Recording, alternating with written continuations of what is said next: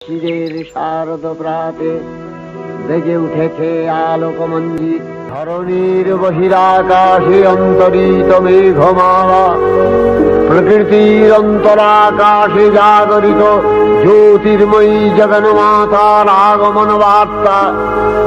আনন্দময়ী মহামায়ার পদধ্বনি অসীম ছন্দে বেজে উঠে রূপলোক ও রসলোকে আনে নবভাব মাধুরীর সঞ্জীবন। তাই আনন্দিতা শ্যামলী মাতৃকার চিন্ময়ীকে মৃন্ময়ীতে আবাহন। আজ চিৎশক্তি রূপিণী বিশ্বজননীর শারদশ্রী বিমণ্ডিতা প্রতিমা মন্দিরে মন্দিরে ধ্যান বোধিতা।